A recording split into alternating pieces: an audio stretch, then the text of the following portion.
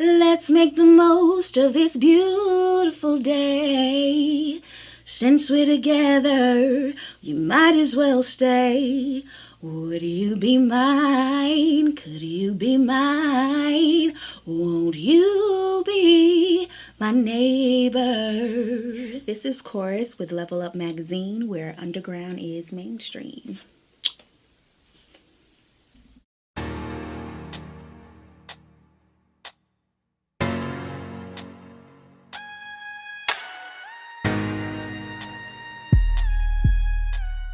I see myself in like a lot of award shows. I was nominated for an Emmy for a project that I worked with from a student from Columbia, and he did a short film, and I did the music for the film. So the whole production of that film was nominated. So that's something that's coming up, and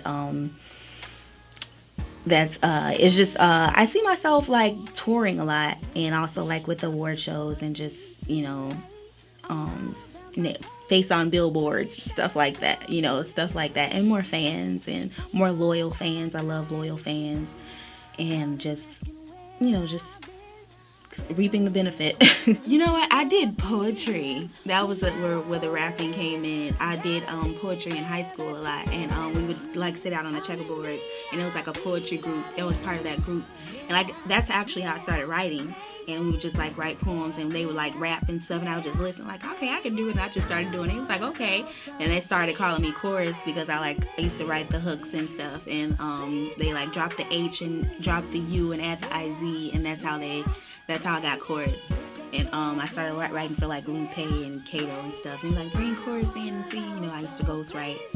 And they just like nicknamed me that. I was like a little thing, a little stick. So they I was just like the baby girl of the group, and they like named me out and stuff and picked on me, hit me upside the head a couple times. It's all right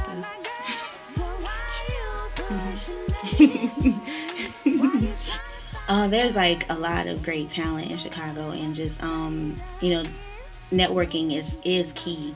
But like the people that I've worked with, I've gotten to like be on their albums, or I've gotten jobs like as far as writing. They've like I have a Sydney Star thing. I got that from a referral.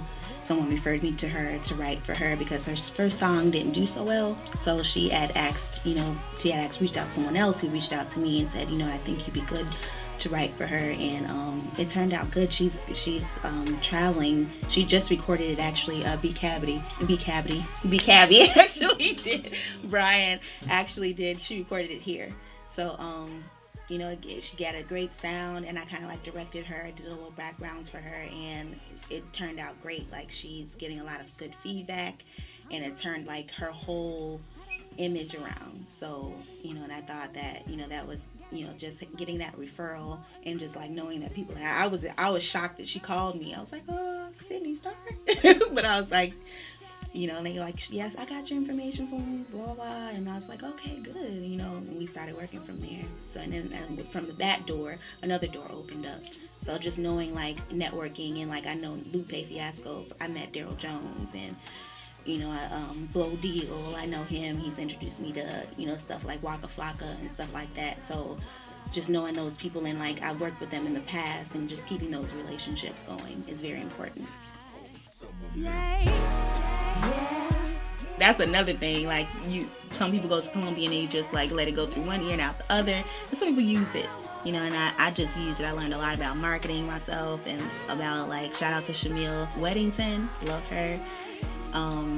Just like a lot of the teachers that like when they see a spark in you, they'll cling to you, and they'll just like guide you because they've been through so much and been teaching so much. So I say to anybody going to Columbia, find a mentor out of like a teacher or somebody, like, and keep networking. Like there's so much in Columbia, like so much with networking, like right in front of your face, and some people just don't use it. You know what I mean? Like they just don't.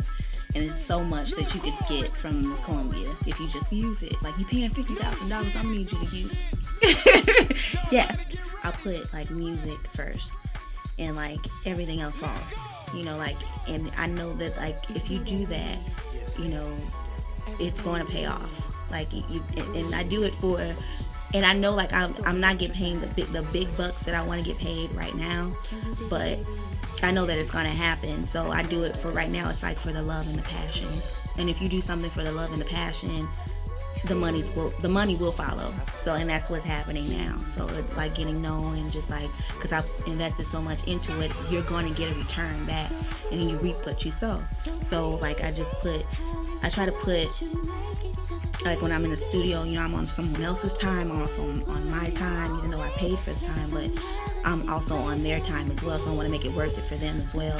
And it's just like, I always want to make it worth it for that person. And it, like, I've just been sacrificing a lot in the past, and like it's just like, you know, right now I'm reaping the benefit now.